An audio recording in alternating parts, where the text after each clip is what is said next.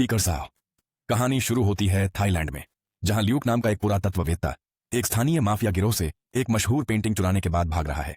Mafia उसका पीछा कर रहा है, लेकिन ल्यूक चालाकी से गलियों और संकरी सड़कों से बच निकलता है और एक ट्रेन में चढ़ जाता है। जैसे ही वह ट्रेन में आराम करने लगता है, उसकी मुलाकात एस्मे नाम की एक लड़की से होती है। पता चलता है कि वह भी उसी पेंटिंग के पीछे है। वह ल्यूक से उसे सौंपने की मांग करती है। जब वह मना कर देता है तो एस्मे के गुंडे उस पर हमला कर देते हैं और ट्रेन के अंदर लड़ाई छिड़ जाती है। ल्यूक एक बार फिर ट्रेन से कूदकर भागने में सफल हो जाता है। अब दृश्य लंदन में बदल जाता है। यहां हम ल्यूक की बहन शार्लोट से मिलते हैं, जो पेशे से एक कला संग्रहाध्यक्ष है, जो लंदन के सिंटेकोक संग्रहालय में काम करती है। व्यक्तिगत रूप से वह एक कठिन दौर से गुजर रही है, तलाक के बीच में और अपने बेटे की कस्टडी की लड़ाई में, जिससे वह तनावग्रस्त है। एक सुबह वह संग्रहालय पहुंचती है तो देखती है कि ल्यूक वहां इंतजार कर रहा है। कई सालों बाद वह अपने भाई को देखकर चौंक जाती है, लेकिन जैसे ही वे बात करते हैं, ल्यूक उसका ध्यान भटकाता है और संग्रहालय से हेड ऑफ क्राइस्ट नामक एक पेंटिंग चुरा लेता है। शार्लोट संग्रहालय के बाहर उसका पीछा करती है, जहां ल्यूक एक फैंसी कार में उसका इंतजार कर रहा है। शार्लोट पेंटिंग वापस लेने के लिए कार में बैठ जाती है, लेकिन पुलिस उन्हें घेर लेती है। ल्यूक तेजी से भागता है और पुलिस उसका पीछा करना शुरू कर देती है। एक तीव्र पीछा के बाद ल्यूक कार को एक बड़े ट्रेलर ट्रक के अंदर छिपा देता है, जिससे वह पुलिस से बच जाता है। ट्रेलर के अंदर ल्यूक के दो साथी पैट्रिक और डेब हैं।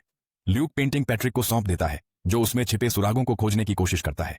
वे किन सुरागों की तलाश कर रहे हैं, इसका रहस्य बाद में खुलता है। ल्यूक शार्लोट को उसके साथ काम करने का मौका देता है। वह यह कहते हुए मना कर देती है, मैं किसी चोर के साथ काम नहीं करूंगी। तभी पैट्रिक बताता है कि पेंटिंग में कोई सुराग नहीं है। यह सुनकर ल्यूक शार्लोट को बेहोश कर देता है और उसे एक सुरक्षित स्थान पर छोड़ देता है। बाद में शार्लोट संग्रहालय लौटती है तो पता चलता है कि ल्यूक ने पेंटिंग को उसी जगह पर लौटा दिया था जहां से उसने उसे चुराया था। हालांकि इसके बावजूद अधिकारियों ने शार्लोट को कथित तौर पर चोरी में शामिल होने के आरोप में निकाल दिया। अब इंटरपोल ल्यूक के पीछे है और वे शार्लोट का भी पीछा करना शुरू कर देते हैं। नौकरी चले जाने से वह अपने बेटे की कस्टडी जीतने का मौका भी खो देती है। गुस्से में शार्लोट ल्यूक के ठिकाने पर धावा बोलती है और उस पर उसकी जिंदगी बर्बाद करने के लिए चिल्लाती है। वे बहस करते हैं, लेकिन एक बार फिर ल्यूक उसे अपने मिशन में शामिल होने के लिए आमंत्रित करता है। वह आखिरकार बताता है कि मिशन क्या है। वे युवावस्था के झरने की तलाश कर रहे हैं, एक जादुई झरना जो इसके पानी पीने वाले किसी भी व्यक्ति को अनंत जीवन, धन और प्रसिद्धि प्रदान करता है। ल्यूक की टीम में पैट्रिक, डेब और ओवेन नाम का एक व्यवसायी शामिल है, जो उनकी यात्रा को प्रायोजित कर रहा है।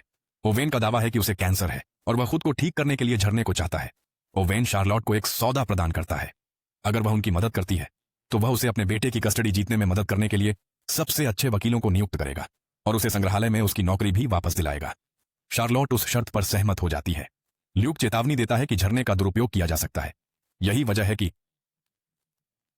प्रोटेक्टर ऑफ द पार्ट नामक एक गुप्त समाज ने प्राचीन काल के दौरान इसे छिपा दिया था। उनके वंशज अभी भी इसकी रक्षा करते हैं। हालांकि एक समय एक विरोधी समूह था जो झरने को सार्वजनिक करना चाहता था। उस समूह ने मसीह की 6 प्रसिद्ध पेंटिंग में सुराग छिपाए थे।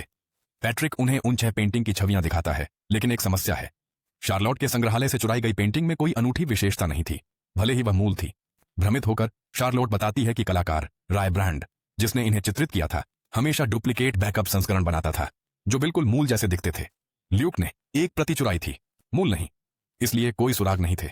इसलिए अब उन्हें असली पेंटिंग ढूंढनी होगी। अगले दिन ल्यूक एक कैफे में बैठा होता है जब एस्मे आती है।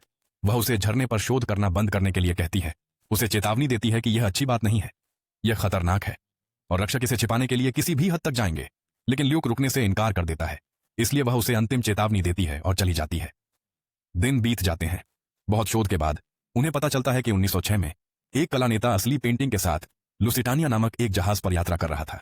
युद्ध के दौरान जर्मनों ने जहाज को डुबो दिया। इसका मलबा उत्तरी अंटार्कटिक महासागर में पड़ा है और पेंटिंग को उसके भंडारण कक्षों में से एक में संग्रहित किया गया है। टीम अंटार्कटिक महासागर की यात्रा करती है। वहां वे जहाज के भंडारण कक्ष के कुछ हिस्सों से कई गुब्बारे जोड़ते हैं और इसे सतह पर लाते हैं। ल्यूक और शार्लोट पेंटिंग खोजने के लिए जहाज के अंदर जाते हैं, लेकिन एस्मे अपने आदमियों के साथ एक हेलीकॉप्टर में आती है और जहाज में भी प्रवेश करती है। अंदर विभिन्न वर्गों की खोज करते हुए ल्यूक और शार्लोट को मूल पेंटिंग वाला एक बॉक्स मिलता है। वे रोमांचित हैं और जश्न मनाते हैं, लेकिन जब वे बाहर आते हैं तो एस्मे उन पर बंदूक तानती है, पेंटिंग की मांग करती है। एक और लड़ाई छिड़ जाती है, गुब्बारे फटने लगते हैं और जहाज फिर से डूबने लगता है। ल्यूक और शार्लोट एस्मे के आदमियों से लड़ने और भागने में सफल हो जाते हैं। जैसे ही जहाज वापस समुद्र में डूब जाता है, वे असली पेंटिंग को स्कैन करते हैं और अन्य पेंटिंग के सभी अनूठे पात्रों को पुनर्व्यवस्थित करते हुए लैटिन अक्षर W पाते हैं। उन्हें शब्द विकेड मिलता है। कड़ी मेहनत से सोचने के बाद वे पंक्ति 6 और 1 को किंग जेम्स की जजी से जोड़ते हैं। जो स्कॉटलैंड के छठे और इंग्लैंड के पहले राजा थे। उन्होंने एक बाइबल प्रकाशित की, लेकिन अनुवाद त्रुटियों के कारण लोगों ने उस संस्करण को विकेड बाइबल कहना शुरू कर दिया। अब उन्हें एहसास होता है कि अगला सुराग उस विकेड बाइबल के अंदर छिपा है, जो ऑस्ट्रेलियाई राष्ट्रीय पुस्तकालय में रखी गई है। जब वे इस पर चर्चा कर रहे होते हैं तो इंटरपोल एजेंट जमाल और अन्य पुलिस अधिकारी उन्हें गिरफ्तार कर लेते हैं। लेकिन जल्द ही थाईलैंड माफिया आता है, जो सभी इंटरपोल अधिकारियों पर बंदूकें तानता है। उन्होंने यहां उनका पीछा किया था और वे अपनी चुराई हुई पेंटिंग वापस चाहते हैं। ल्यूक चालाकी से माफिया बॉस को फिर से हेरफेर करता है और न केवल उस पेंटिंग को बल्कि 5 और महंगी पेंटिंग वापस करने का वादा करता है। बदले में बॉस ल्यूक की टीम को रिहा करने के लिए सहमत हो जाता है। एक व्याकुलता के रूप में ल्यूक जमाल को संकेत देता है और तेज संगीत बजाता है। इंटरपोल व्याकुलता का उपयोग माफिया पर हमला करने के लिए करता है। एक बंदूक की लड़ाई छिड़ जाती है। अराजकता के दौरान ल्यूक फिर से भाग जाता है। जमाल और उसकी टीम माफिया को खत्म कर देती है, जीती है और ल्यूक की तलाश शुरू कर देती है। इस बीच ल्यूक और बाकी टीम ऑस्ट्रेलियाई राष्ट्रीय पुस्तकालय पहुंचते हैं। शार्लोट अपने बेटे थॉमस को साथ लाती है, जो ओवेन के साथ एक कैफे में इंतजार करता है। पुस्तकालय के अंदर उन्हें आखिरकार विकेट बाइबल मिल जाती है। जैसे ही वे उसके पन्नों को स्कैन करना शुरू करते हैं, एस्मे और उसकी टीम आ जाती है। ल्यूक उसका ध्यान भटकाता है, जबकि उसके और उसके गुंडों के बीच पुस्तकालय में एक बड़ी लड़ाई छिड़ जाती है। एक बार फिर ल्यूक उन्हें हरा देता है और भाग जाता है। एस्मे को फंसा लेता है। चूंकि पूरी बाइबल को स्कैन करने में बहुत समय लगेगा, इसलिए वे इसे चुराने की योजना बनाते हैं। ल्यूक और डेब एक पुस्तकालय सहायक को बेहोश कर देते हैं और कक्ष के नीचे एक गुप्त जल निकासी मार्ग माध्यम से वे शहर से बाहर निकल जाते हैं। कहीं और ओवेन और थॉमस पर एस्मे के आदमियों ने हमला कर दिया। हालांकि ओवेन कथित तौर पर बीमार है, लेकिन वह उन सभी से लड़ता है और थॉमस के साथ भाग जाता है। होटल में वापस वे बाइबल को स्कैन करना समाप्त कर देते हैं और एक संख्या पैटर्न की खोज करते हैं। वे इसे डीकोड करने में असमर्थ हैं, लेकिन थॉमस, युवा लड़का, इसे जांचता है और सुझाव देता है कि यह संगीत नोट्स हो सकते हैं। जब वह संख्याओं को संगीत नोट्स में परिवर्तित करता है और उन्हें बजाता है, तो यह एक गीत 7 अजूबों के सम्मान में रचित एक प्राचीन धुन का निर्माण करता है। शार्लोट 7 अजूबों के स्थानों को मैप करने का सुझाव देती है। थोड़ी देर के लिए विश्लेषण करने के बाद ल्यूक मानचित्र पर सभी 6 पेंटिंग रखता है। गुप्त पात्र पूरी तरह से 6 अजूबों के स्थानों के साथ संरेखित होते हैं, जो अंतिम अजूबे गीजा के पिरामिड की ओर इशारा करते हुए एक पैटर्न बनाते हैं। इस बीच वेटिकन में एस्मे अपने गुरुओं को बताती है कि ल्यूक के पास बाइबल है और वह जल्द ही झरने को ढूंढ लेगा। वे चिंतित हैं। उसका गुरु उसे अब चरम उपाय करने के लिए कहता है, यहां तक कि यदि आवश्यक हो तो मार डालो या मर जाओ। वह उसे कक्ष को स्थायी रूप से बंद करने के लिए एक त्रिशूल जैसी कुंजी देता है। टीम मिस्र पहुंचती है। उन्हें पता चलता है कि गीजा पिरामिड के नीचे गुप्त मार्गों और कक्षों का एक नेटवर्क है। ओवेन ने भारी सुरक्षा और अंगरक्षकों को काम पर रखा था। उसका व्यवहार अब पूरी तरह से बदल जाता है। वह अब ल्यूक या शार्लोट की नहीं सुनता। जब वे गुप्त कक्ष को छिपाने वाली एक दीवार पर पहुंचते हैं, तो ओवेन सुरागों को हल करने के बजाय उसे तोड़ने का आदेश देता है। शार्लोट इसे समझने के लिए 1 घंटे का समय मांगती है, लेकिन ओवेन उसे अनदेखा कर देता है।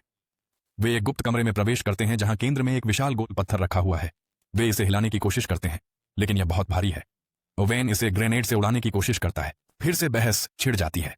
इस बीच थॉमस ने देखा कि कमरे में तीव्र ध्वनि प्रतिध्वनि है। एक संगीत वाद्य यंत्र मौजूद है। वह उस पर 7 अजूबों का गीत बजाता है। अचानक कंपन मजबूत हो जाता है। पत्थर हवा में तैरने लगता है। शार्लोट धीरे धीरे इसे आगे बढ़ाती है, जिससे नीचे एक भृंग भित्ति चित्र दिखाई देता है। जब ल्यूक इसे छूता है, तो पूरा मार्ग एक लिफ्ट की तरह नीचे उतरता है, जो उन्हें नीचे ले जाता है। इस बीच इंटरपोल और एस्मे ऊपर पहुंचते हैं और ओवेन के आदमियों के साथ भारी गोलीबारी में शामिल हो जाते हैं। दोनों टीमें ओवेन के सभी गार्डों को मार डालती हैं और एक साथ पिरामिड में उतर जाती हैं। एक मार्ग के अंत में दीवार पर जीवन के वृक्ष की नक्काशी वाली एक सोने की प्लेट है। पास ही देवी मोनेट की मूर्ति है, जो एक जलता हुआ पत्थर एबरस्टोन पकड़े हुए है। शार्लोट बताती है कि पेड़ केवल सूर्य के प्रकाश से चमकता है, इसलिए एबरस्टोन कुंजी है। वह पत्थर को सोने की प्लेट में रखती है और एक दरवाजा एक विशाल भूमिगत कक्ष के लिए खुलता है, जो 5 मंजिला इमारत जितना गहरा है, लेकिन नीचे जाने का कोई रास्ता नहीं है। ल्यूक को एक और भृंग भित्ति चित्र मिलता है। उसे दबाता है और दीवारों से सीढ़ियां निकलती हैं। वे नीचे उतरते हैं और एक केंद्रीय आंख के आकार की संरचना तक पहुंचते हैं, जो एक छोटे से तालाब को प्रकट करने के लिए खुलती है, जिसमें थोड़ा पानी है। युवावस्था का झरना। लेकिन ओवेन अप्रभावित है। उसने कुछ भव्य होने की उम्मीद की थी। यह परीक्षण करने के लिए कि क्या यह वास्तविक है। वह ल्यूक को इसे पीने के लिए कहता है। ल्यूक और शार्लोट मना कर देते हैं। जब शार्लोट बहस करती है, तो ओवेन उसे चुप करा देता है। वह पातहिया बताता है कि उसे कभी कैंसर नहीं था। वह सिर्फ अमर और शक्तिशाली बनना चाहता था। ल्यूक को हिचकिचाते हुए देखकर ओवेन उसे जीवित रहने के लिए पानी पीने के लिए मजबूर करता है। घायल ल्यूक पानी को छूता है और तालाब जादुई रूप से भर जाता है। उसका खून मिल जाता है और जादुई ऊर्जा प्रवाहित होती है। पानी उसे घेर लेता है। वह हवा में तैरता है, बिजली गिरती है और उसके हाथ में एक चमकदार बूंद दिखाई देती है। लेकिन जब वह इसे देखता है, तो उसे एक दृष्टि दिखाई देती है। वह इसे पीता है और शक्तियां प्राप्त करता है। लेकिन शार्लोट और थॉमस की जीवन शक्ति की कीमत पर वे तेजी से बूढ़े हो जाते हैं और कमजोर हो जाते हैं। पानी उनका जीवन ल्यूक को स्थानांतरित कर देता है, यह महसूस करते हुए कि झरने को प्रियजनों के बलिदान की आवश्यकता है। ल्यूक पानी गिरा देता है और मना कर देता है। चमत्कारिक रूप से उसका शरीर ठीक हो जाता है क्योंकि उसने निस्वार्थता को चुना था। यह सब यह देखने के लिए एक परीक्षण था कि क्या वह स्वार्थी था। लेकिन ओवेन अभी भी संतुष्ट नहीं है। वह ल्यूक को फिर से गोली मारता है, लेकिन झरना उसे ठीक करता रहता है। ल्यूक शार्लोट और थॉमस के पास लौटता है। ओवेन अब बेताब होकर खुद पानी पीता है। वह भी तैरता है और एक चमकदार बूंद प्राप्त करता है, लेकिन अपनी दृष्टि में वह अपने स्वयं के जीवन को निकालता है क्योंकि उसके पास कोई प्रियजन नहीं है। झरना इसके बजाय उसके जीवन को निकालना शुरू कर देता है। जैसे ही एस्मे और जमाल आते हैं, एस्मे त्रिशूल कुंजी के साथ एक गुप्त मार्ग खोलती है जो एक विशाल घंटी की ओर जाता है। वह इसे बजाती है। पूरा कक्ष हिलने लगता है। दरवाजे स्थायी रूप से बंद होने लगते हैं। झरना ओवेन की ऊर्जा को निकालना जारी रखता है। बूढ़ा हो जाता है, बेहद कमजोर हो जाता है और गिर जाता है। कक्ष के दरवाजे बंद होने लगते हैं। ल्यूक, शार्लोट, थॉमस और ओवेन का अंगरक्षक ओवेन को पीछे छोड़कर भागने के लिए दौड़ते हैं। तालाब का दरवाजा बंद हो जाता है। ओवेन फंस जाता है। कक्ष की सीढ़ियां सामान्य हो जाती हैं। वे ऊपर की ओर दौड़ते हैं। अंगरक्षक गिर जाता है और मर जाता है। रास्ते में उन्हें जाल का सामना करना पड़ता है, लेकिन वे सुरक्षित रूप से बच जाते हैं। सब शांत हो जाता है। ल्यूक सभी चुराई हुई पेंटिंग जमाल को लौटा देता है, जो तब शार्लोट और ल्यूक को मुक्त कर देता है और सारा दोष ओवेन पर डाल देता है, जिसे अब लापता घोषित कर दिया गया है। एस्मे ल्यूक से मिलती है, उसे अलविदा कहती है और उसे और अधिक परेशानी न करने की चेतावनी देती है। अंत में ल्यूक, शार्लोट, थॉमस, पैट्रिक और डेब चले जाते हैं। ल्यूक शार्लोट से उसकी नौकरी और भविष्य बर्बाद करने के लिए माफी मांगता है, लेकिन वह मुस्कुराती है। साहसिक कार्य ने उसका मन बदल दिया। वह अब अपना पुराना जीवन नहीं चाहती। वह उनके साथ खोज जारी रखने का फैसला करती है और इसी के साथ कहानी खत्म हो जाती है।